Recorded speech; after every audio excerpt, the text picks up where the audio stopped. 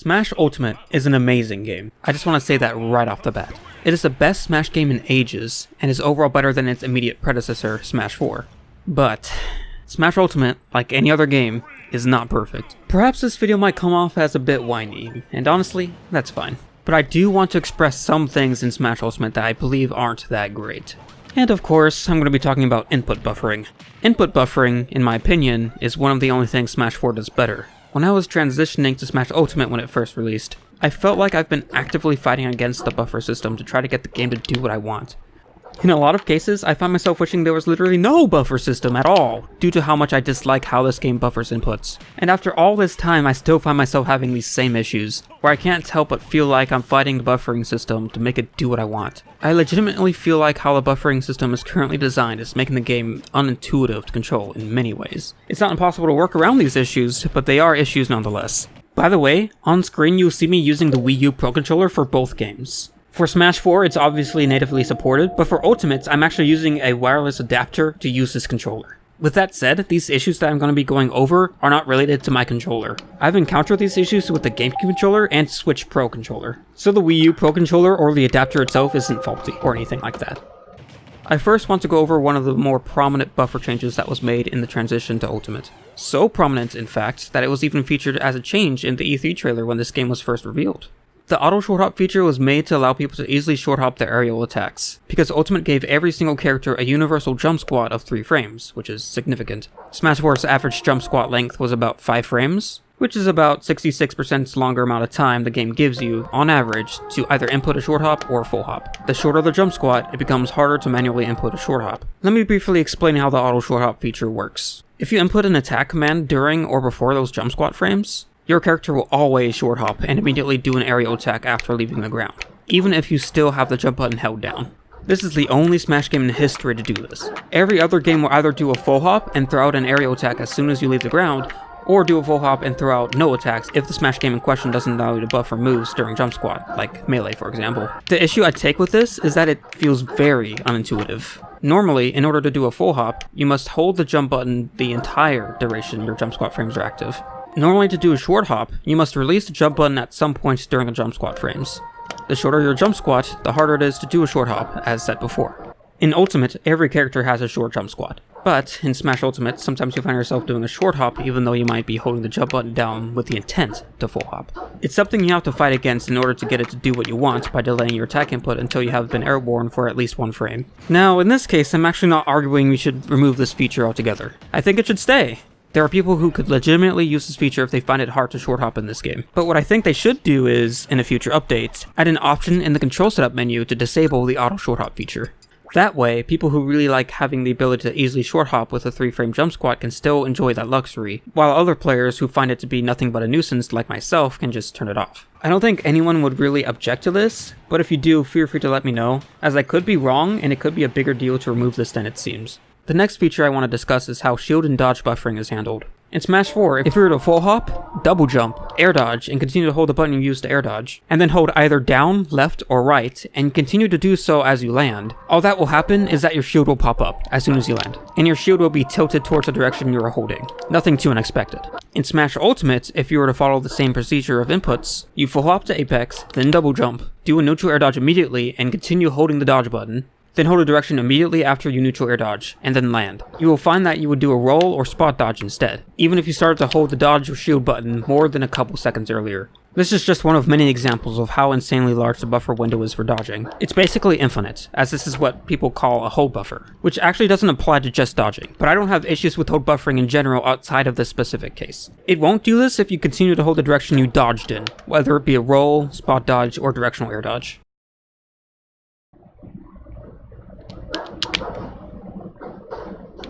What? Why did that work?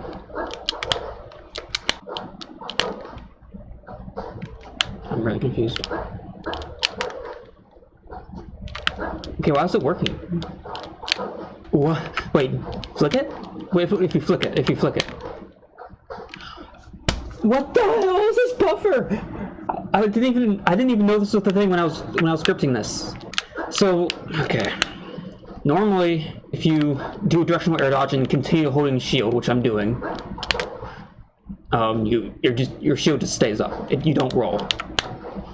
But if you flick, as you do an air dodge, if you flick it, like if you're doing a smash attack with the left stick, if you do a flick, you will buffer a roll anyway. That was not a flick. This is a flick. There we go. Why? I don't... This buffer system just keeps surprising me, and I don't like it. I have a hard time understanding why they designed it so the buffer window for dodging is practically infinite due to the whole buffer. Why? If you ask me, if you were to hold down your shield button, I feel like it wouldn't be unreasonable to expect the shield to pop up as soon as possible. Why would the hold buffer affect dodges? That's awful. It still throws me off and causes me to accidentally input a dodge even to this day. Does anyone really want a buffer window this large for dodges? I personally can't think of a practical competitive use for having an infinite dodge buffer window. If you feel I'm wrong, again, feel free to let me know, but I can't think of anything. It's just another thing that shows how the current buffer system just gets in my way of doing what I want. Even if I do get used to this, I do genuinely think it's awful control design because it's unintuitive. I expect the shield to pop up when I hold the button, but find myself dodging instead all the time. Just as a side note, there was recently a patch that addressed something related to this, but the thing it fixed is not quite what I'm talking about. The patch changed it so that you wouldn't roll or spot dodge when landing if you don't have the shield or dodge button held when you land. At least if I'm not mistaken. The issues I stated still happen if you hold the shield button.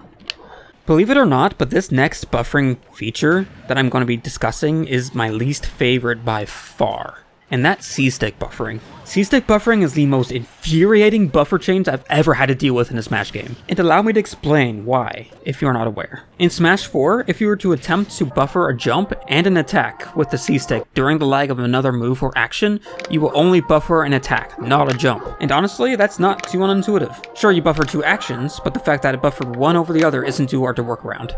The fact that Smash 4 has a simple priority list of actions to buffer, and that attacking has a higher priority than jumping, makes sense to me and can easily be worked around in my opinion. At least you still get an attack, and the attack was an attack that properly corresponded with the C-stick direction you used with the attack. In Smash Ultimate, a lot is different, but not entirely bad.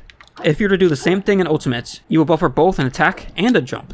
So far, it doesn't seem too bad. It's different from Smash 4, but it's still intuitive enough to follow so far. You buffered both an attack with a C-stick, and a jump with a jump button during a lag of another action, and you get both instead of one. In some ways, this is an improvement to the control, but there is one huge asterisk attached to this change that makes me wish this change was never made. So, what's the asterisk? Well, if you buffer a jump and an attack with the C-stick during the lag of another move, you are guaranteed to run into this issue I'm going to be talking about. The attack you get will not correspond with the direction you input with the C-stick. It instead corresponds with the direction your left control stick is being held. So, for example, if you buffer a jump and an attack with the C-stick in the upward direction, and you have your left control stick in the neutral position, you will always get a neutral air, not an up air, even though your C-stick attack input was in the upward direction. This irritates me to no end, as this is the most unintuitive buffer change they made by far. The game actively prevents you from properly buffering an attack with the C-stick. Hold buffering a jump and an attack during lag is just a guaranteed way of getting this to happen, and it's common to buffer both in a normal match. Here's an oddity that I believe is heavily related to why this happens. If you jump in the air without holding a direction, and then input an area with the C-stick to the right, your character will start moving to the right, even though your left control stick is not being held in any direction, which is what is normally used to make you move in the air. It seems that the game for some reason starts making your character accelerate towards the direction you input, either left or right, with a C-stick aerial for one single frame, which is the frame the move comes out. It's like the game internally has to read the left control stick direction in order to get the directional aerial you want to use. This was not a thing that happened in Smash 4. In Smash 4, if your C-stick was set to tilts, your C-stick will never affect your aerial movements that your left control stick is normally in charge of. Hello, future me chiming in here, but while recording footage, I found that Smash 4 does have this to a very, very minimal extent. I'm honestly kind of surprised. I'm not sure what this means for the points I'm bringing up, but yeah. There is a very, very, very small momentum boost the direction you are inputting an aerial with the C-stick. And I really, really do mean very small. It's probably why I didn't think Smash 4 had this, because it's just so small.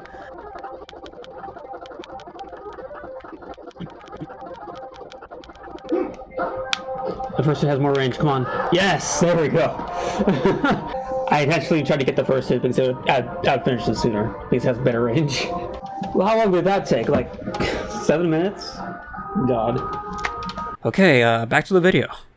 This in of itself is not a big issue, but this momentum thing does appear to be related to the unintuitive C-stick buffering that doesn't properly buffer your aerial attack directions quite frequently. Maybe. Now I do realize that, as unintuitive as this isn't an issue that every person runs into. Some people don't use C-stick aerials. Some people use different control setups that might make this occur less frequently, like having tap jump on.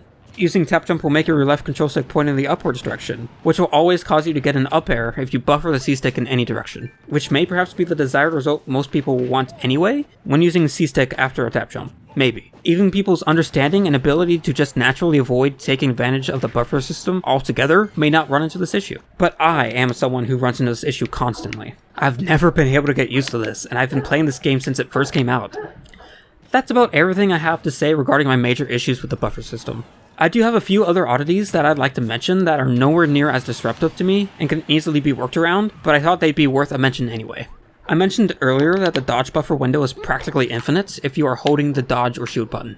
I find that disruptive because you normally have to hold the shield button to throw up a shield. When I'm holding that button, I expect the game to throw up a shield as soon as I land on the ground, not roll due to an infinite buffer for dodging. But dodging isn't the only thing with an infinite buffer if you hold the button. The infinite buffer practically exists for every command.